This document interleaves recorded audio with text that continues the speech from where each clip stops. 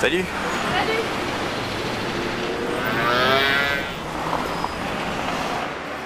T'avais l'air songeur, tu pensais à quoi? Je viens de faire un aller-retour vers l'Alsace. Encore avec ton Alsace? Bah oui, tu sais, pour moi c'est ancré, c'est profond. Tu sais, maintenant avec le TGV ou l'aéroport, Oui, l'autoroute... mais c'est pas qu'une question de distance, tu vois. Il y a aussi toutes ces traditions, tous ces jeux que je faisais quand j'étais enfant, et puis mon grand-père qui s'occupait des animaux, le tracteur qui passait dans les champs. Tout ça, ça me manque vraiment. Je charrie un peu. À t'entendre, on a l'impression de tourner dans un film d'époque. L'Alsace dont tu me parles n'existe plus, c'est fini tout ça. Comme dans toutes les villes, les enfants doivent jouer avec leur portable. J'ai du mal à les imaginer en train de s'amuser dans des costumes d'autrefois ou de s'occuper des animaux de la ferme. Sans compter que les habitations ont changé aussi. Tout est bétonné là-bas aussi.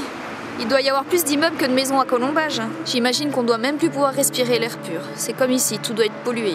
Pas une once de verdure, que de l'artificiel. Maintenant, l'Alsace moderne est riche. On voit les grandes cités industrielles, les usines Peugeot, Citroën. Le côté traditionnel a complètement disparu. Je suis sûre qu'on ne voit que des pigeons, comme ici à Paris. Alors j'ai une surprise pour toi. Ce week-end, je vais t'offrir un dépaysement total. Un lieu où tu ne verras plus ni le goudron, ni l'asphalte, ni les tours.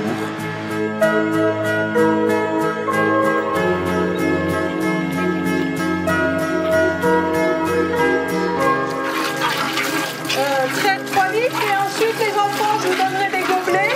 Santé.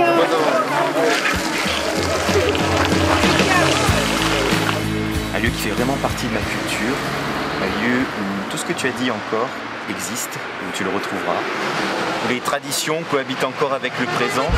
C'est vraiment un endroit qui fait partie de ma culture et où tu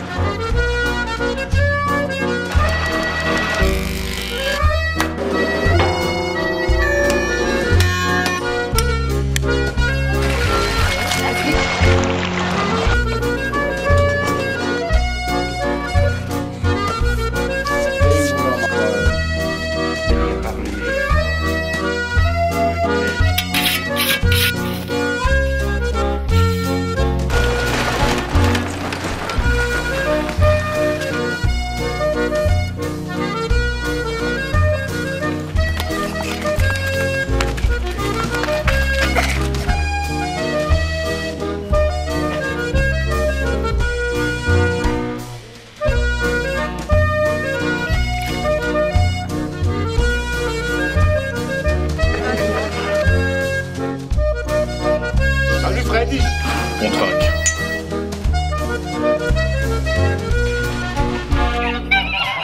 toutes les traditions se retrouvent, où le passé cohabite encore avec le présent, c'est vraiment un endroit qui fait partie de moi.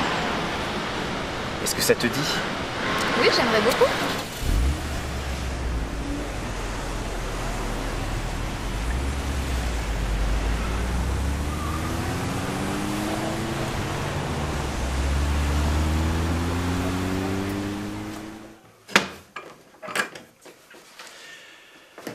Eh oui, un groupe de jeunes étudiants regroupés autour de Marc Grodwohl et soutenu par le mouvement chrétien pour la paix va créer en 1971 Maison paysanne d'Alsace.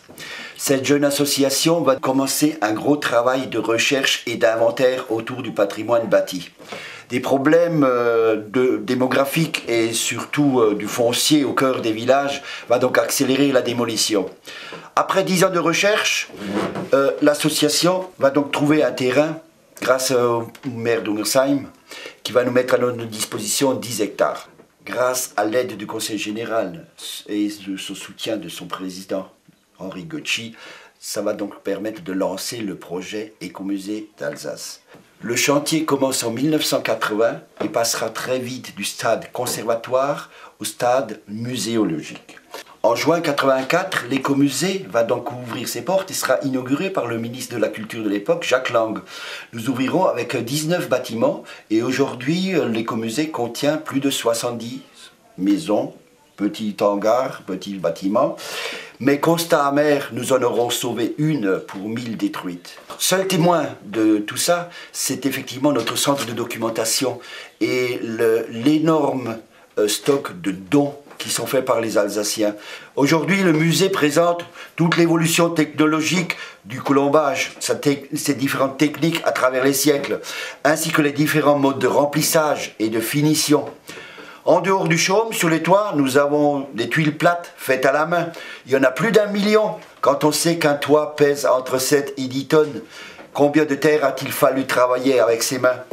L'association Les Amis de l'Écomusée, grâce à ses bénévoles, entretiennent et font revivre le musée dans le respect des arts et traditions populaires. L'Écomusée d'Alsace constitue avant tout une aventure humaine en tout point remarquable. Plusieurs générations de bénévoles se sont succédées et qui ont permis de construire et d'animer ce musée, ce qui représente largement plus d'1 million d'heures de travail bénévole effectué sur le site depuis pratiquement 30 ans. Année après année, ce sont plus de 25 000 heures de bénévolat qui contribuent à l'entretien ainsi qu'à l'animation du musée. Il importe également de souligner que cette formidable initiative patrimoniale et culturelle a toujours été fortement soutenue et accompagnée par le Conseil régional d'Alsace ainsi que par le Conseil général du Haut-Rhin. Par leur financement, ceux-ci ont permis d'importants investissements ainsi qu'un soutien parfois décisif dans la vie de l'association de l'Écomusée d'Alsace qui est propriétaire et gestionnaire du musée. Acteur de la vie alsacienne, l'Écomusée d'Alsace ne se satisfait pas de remplir avec passion ses deux missions principales que sont d'une part la conservation, comme tout grand musée de France, ainsi que la commémoration de l'ensemble des événements ayant jalonné la vie de la communauté rurale au siècle passé. Ancré dans le présent et attaché à déployer une mission d'usage, les dirigeants du musée souhaitent que ces animations et médiations contribuent pour les Alsaciennes et les Alsaciens, ainsi que pour l'ensemble des visiteuses et visiteurs, à définir un espace de débat et de recherche d'un mieux vivre. Si je m'y autorisais, j'oserais exprimer que l'Écomusée d'Alsace espère apporter sa contribution à la démarche des générations actuelles pour raisonner un modèle de société heureux pour les générations à venir.